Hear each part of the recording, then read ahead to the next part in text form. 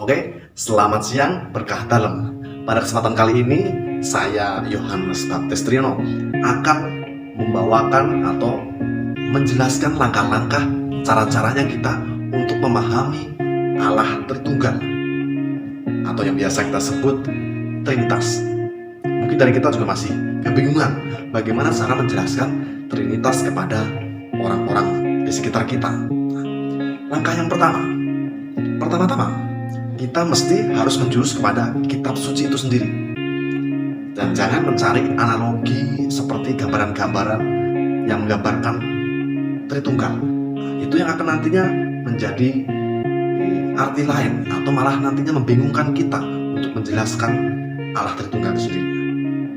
Berpangkal dari kitab suci berarti kita berpangkal juga pada pribadi Yesus Kristus yang menjadi puncak sejarah keselamatan Allah.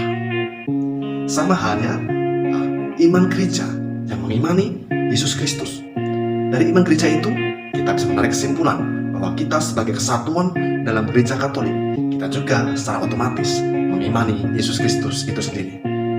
Kembali lagi kita bertolak kepada kitab suci.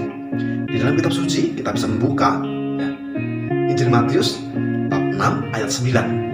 Di situ dijelaskan bahwa Yesus mengajarkan kepada murid-muridnya cara menyebut Allah itu sebagai Bapa. Dari situlah kita bisa menarik kesimpulan bahwa Allah adalah Allah Bapa. Bertolak dari itu, kita sebagai murid-murid Tuhan Yesus, kita secara otomatis mewarisi nama itu yang diberikan Yesus sendiri, yaitu kita memiliki Allah sebagai Allah Bapa. Nah, kita sekarang ke langkah yang kedua, cara memahami Allah Tritunggal. Langkah yang kedua, Tuhan Yesus menyebut dirinya sebagai anak Allah. Ini tercantum dalam Yohanes 10 ayat 34 sampai 38. Yohanes 20 ayat 31 juga memberi penegasan bahwa Yesus Kristus sebagai anak Allah. Jika seumpama ditanya lebih lanjut, apa tanda-tandanya kalau Yesus Kristus sebagai anak Allah? Di sini ada 4 poin yang perlu dipahami. Yang pertama, itu adalah kuasa perkataan dari Tuhan Yesus. Kita sering mendengarkan, "Aku berkata kepadamu." Itu menunjukkan sebuah kuasa yang diberikan Allah kepada Yesus Kristus. Yang kedua, kita sering melihat bahwa Tuhan Yesus sering mengampuni dosa. Kita bisa tahu, kita bisa lihat bahwa yang bisa mengampuni dosa adalah Allah sendiri. Dan yang ketiga adalah karya-karya Yesus. Kita bisa melihat karya-karya Yesus melalui mukjizatnya. Mukjizat yang dilakukan oleh Tuhan Yesus begitu banyak. Ada dari menyembuhkan orang sakit, membangkitkan orang yang mati, menggandakan roti dan ikan, dan lain sebagainya.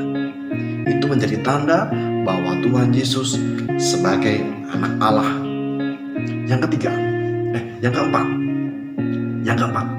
tanda yang keempat, Yesus dan Bapa adalah satu. Kita bisa melihatnya dalam Yohanes bab 10 ayat 30. Dan hal itu dikuatkan dalam Yohanes 14 ayat 9 yang menunjukkan bahwa siapa saja yang melihat Yesus berarti juga ia melihat Bapa yang ada di surga. Nah, itulah bukti-bukti bahwa Yesus sebagai anak Allah. Nah, dengan begitu kita memiliki pemahaman dan juga pengertian dan juga mengenal memiliki Allah Bapa, Allah Putra, yaitu Yesus Kristus. Oke, sekarang kita berlangkah maju ke langkah yang ketiga, cara memahami Allah Tritunggal. Langkah yang ketiga, melalui wafat dan kebangkitan Yesus, kita mengenal Allah Roh Kudus. Allah Roh Kudus inilah yang memampukan kita manusia untuk menyebut Allah sebagai Allah Bapa. Ini terdapat dalam kitab suci, yaitu di Roma bab 8 ayat 15. Dan melalui Roh Kudus juga kita umat manusia dimampukan untuk menyebut Yesus Kristus sebagai anak dan Tuhan. Nah, ini juga terdapat dalam kitab suci 1 Korintus bab 12 ayat 3. Roh Kudus ini dicurahkan kepada kita dan tinggal bersama dengan kita. Nah, ini juga tercantum dalam Roma bab 5 ayat 5. Nah, bagaimana hal itu bisa terjadi? Nah, kita telisiki lagi. Jadi, pertama-tama Tuhan Yesus sendirilah yang menjanjikan kepada kita akan mengirimkan dan yang akan datang membantu para murid, yaitu adalah Roh Kudus. Lukas 24:49 atau Roh kebenaran ada dalam Yohanes 14 ayat 16-17 atau Roh penghibur yang terdapat dalam Yohanes 14 ayat 26. Terus yang kedua, Roh Kudus itu bukan Allah Bapa, sebab melalui Roh Kudus itu kita dimampukan untuk menyebut Allah sebagai Allah Bapa, dan melalui Roh Kudus itu juga kita juga dimampukan untuk menyebut Yesus sebagai Tuhan.